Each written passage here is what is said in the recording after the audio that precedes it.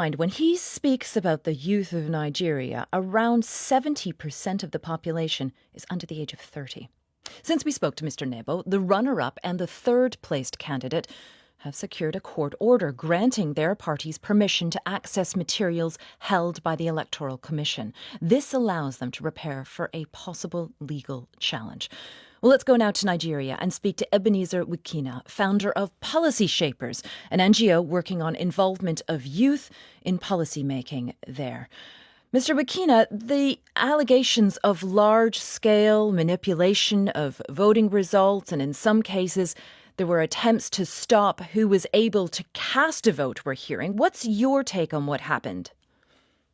Yeah, no, thank you so much for having me. The former minister is really spot on when he said that the Independent National Electoral Commission did break a law, and this was a code of conduct that they had set by themselves. And the INEC chairperson or the chairman for so many months kept repeating that, results will be transmitted electronically from the polling units, to the central INEC server.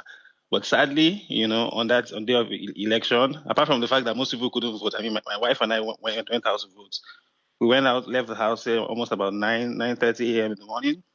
We came back close to 9 p.m., standing for more than 10 hours, and we still couldn't vote. There were maybe like 1,000 people at our polling unit. Say maybe like 10% of that, 100 people voted.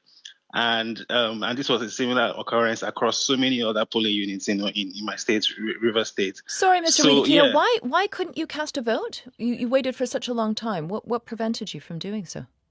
So the INEC machine, so INEC introduced the technology called the BVAS. It's called the Bimodal Voter Accreditation System.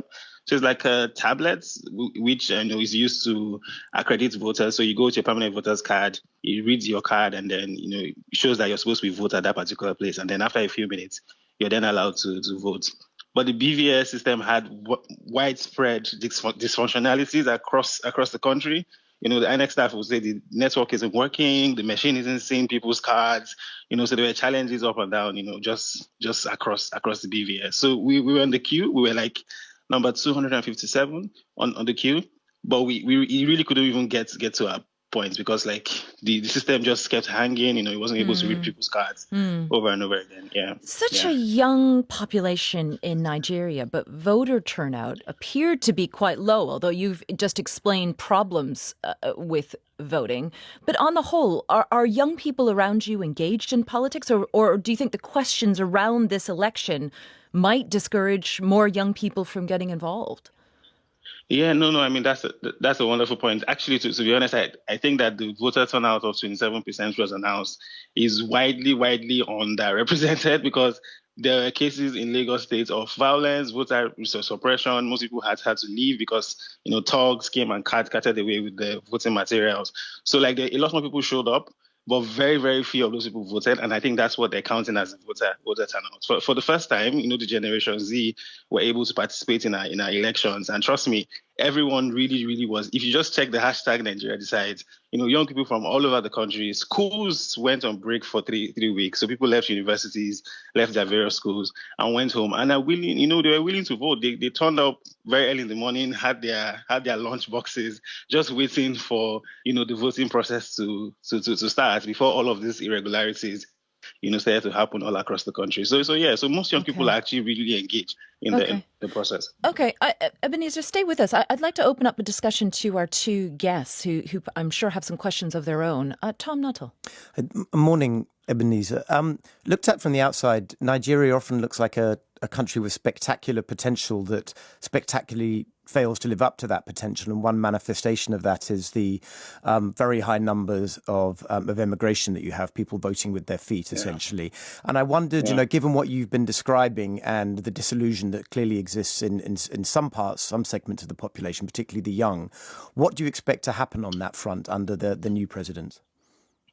Yeah, no, I mean, just following the announcement of the president, there's a slang in Nigeria called Japa. Japa was trending on Twitter for a very long time.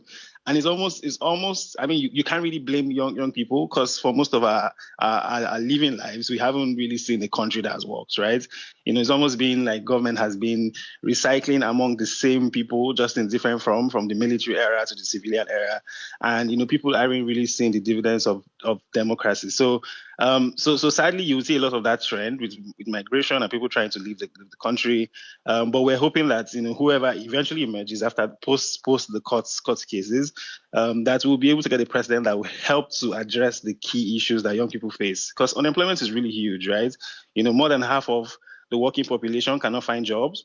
You have people who study maybe study biochemistry, working in banks, or working as classroom teachers, so you have people who are really, really underemployed and are not making enough to even fend for themselves.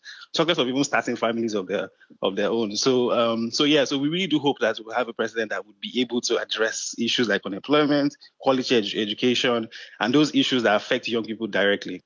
Yeah. Ebenezar, thank you. Let's bring Monica Susin. Do you have any questions? Yes, I have one question, actually, because I found it very impressive that you say that, the young generation is so engaged. This is absolutely not what we are seeing in Poland. I would say that the young generation is really indifferent and they rarely participate in the election. So how come that the young people actually, as you say, they, leave universities in order to vote? So how is it actually possible? What motivates them? What motivated them? Yeah. So this goes back to 2020. It hasn't always been like this. To be honest, for the previous elections in 2019 and 2015, most young people didn't turn out. Voter turnout was at 35%. I think most people really didn't care about coming out of our elections. In fact, people see elections as a break to rest. But I think in 2020 there were widespread protests that were led mostly by young people around police brutality. I don't know if anyone knew about that. The End SARS campaign was quite popular. And, young people led that campaign from scratch, organized it on Twitter, on social media, just brought themselves out and were able to make a movement and just growing from there.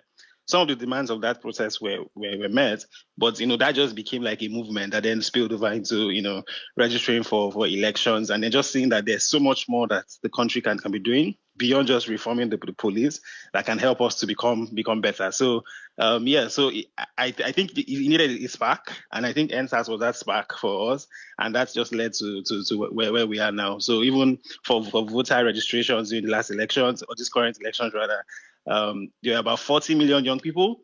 26 million of them were students. So that's to show you how the enthusiasm to really just get involved in the process and to be part of those that would decide their future.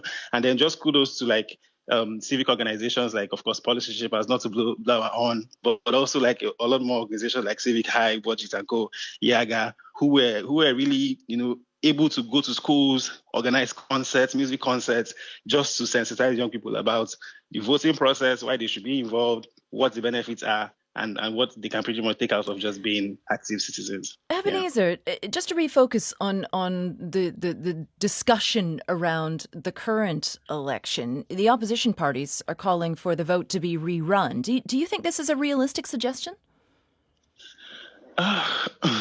Well, I mean, that should be the right. I actually think everyone should get a fair hearing, and if the courts, if the election tribunal actually does point to that point, I think that it should happen. It's usually very tough to have peace without justice, and I think if most of the candidates post-election tribunal court cases don't feel like they got the fair hearing, you continue to have bubbles of ripples everywhere, just talking about how people have been disenfranchised and how people are just feeling resentment about the whole thing. So if the court case actually does say we should be a rerun, I actually think there should be a rerun. And do you think a fair hearing is possible, though? Do you think a fair hearing is possible? Well, I mean, just as the former minister said, Nigeria's judiciary has been riddled with a lot of challenges. There are cases where even the Supreme Court gives a verdict. Our president doesn't obey the verdict. There are cases where they say judges have been bribed. So, I mean, this had gone on for a very, very long time, decades and decades of, corruption. So, we're very hopeful. I mean, this is the dawn of a new Nigeria.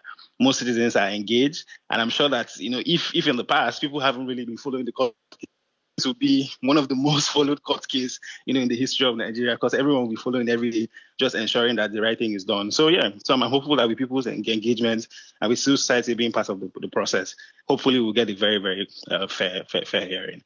Okay, well, we'll be watching along with you. Thank you, Ebenezar Wikina, founder of Policy Shapers, an NGO working on involvement of youth in policymaking in Nigeria. Well, it is